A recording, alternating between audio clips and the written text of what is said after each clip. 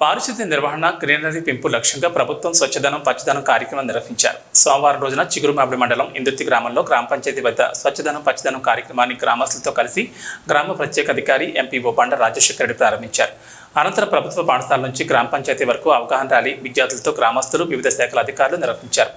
గ్రామ సభలో ప్రత్యేక అధికారి ఎంపీఓ బండ రాజశేఖర రెడ్డి మాట్లాడుతూ పారిశుద్ధ్య నిర్వహణ, గ్రీనరీ పెంపు లక్ష్యాలతో ప్రభుత్వం ఆగస్టు 5 నుంచి 9 వరకు స్వచ్ఛదనం పచ్చదనం కార్యక్రమాన్ని అమలు చేస్తుందని అన్నారు.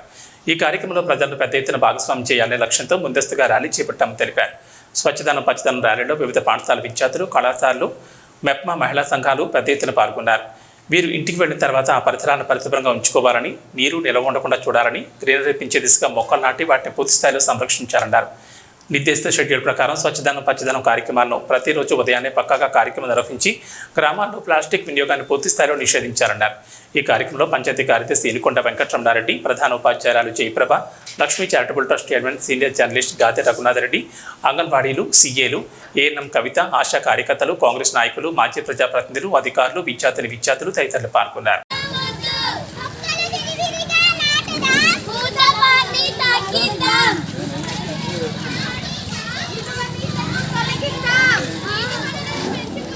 Dengue malaria